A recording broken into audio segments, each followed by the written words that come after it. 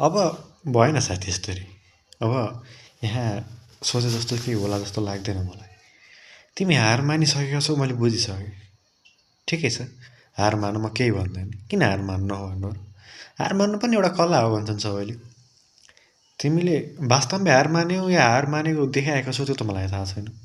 तर म तिम्रो बारेमा यही सोच्दैछु, तिमीले हार मानेको देखाएका छौ। किनकि तिमी वास्तवमा हार नमान्ने मान्छे हो। मलाई थाहा छ तिम्रो बानी कस्तो छ भनेर। सोचे जति सफल हुन नसकौला, ठिकै छ। तर प्रयासै गर्न छोड्छौ जस्तो त लाग्दैन मलाई। नगर्नु पर्ने हो। गर भन्ने पनि मैले कहिले भन्दैन।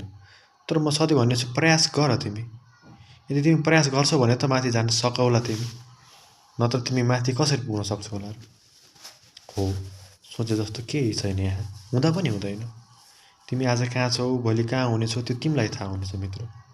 म तिमीलाई यति मात्र भन्न चाहन्छु, उठ। जहाँ छौ त्यो ठाउँबाट उठ न। केही गर्छु भन्ने साथ लिएर उठ या जोस लिएर उठ, तर उठ न। के परिवर्तन नहोला र? के सम्भव छैन होला र? छैन, होइन र?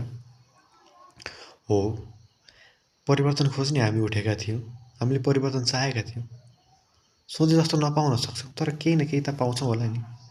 हामीले जे अन्त्य गर्न सक्छौँ कमसेकम त्यो अन्त्य भइदियो भने त ठिकै छ नि। तब पो परिवर्तन होला। तब नयाँ पुस्तामा जोस चाँगार जाग्ला। तिमी पनि त त्यस्तै हो। ठिकै छ, मैले सोचे जस्तो त केही नहोला, तर परिवर्तनै नहोला भन्न त म सक्दैन नि। अहिले समयमा अब परिवर्तन त भइरहेको छ नि साथी। पहिलाको समयमा विवाहलाई सम्बन्ध मानिन्थ्यो। अहिले त यहाँ पैसा कमाउने बाटो पनि थानिन्छ नि, होइन र? अब मेरो के भन्नु छ र यसमा?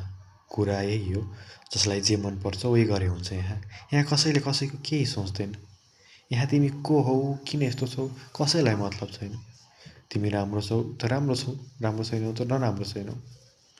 त्यहाँ तिमी राम्रो भए पनि कसैको लागि किन यति राम्रो भन्छन्, नराम्रो भए पनि किन यति नराम्रो भन्छन्? खै, के हो सोच, के हो दुनियाँ, म केही बुझ्न सक्दैन। होला, मैले जे सोचेको त्यो मलाई नथाहा होला, तर जे थाहा छ त्यो त मैले बुझेको छु नि। मैले भोगेको छु।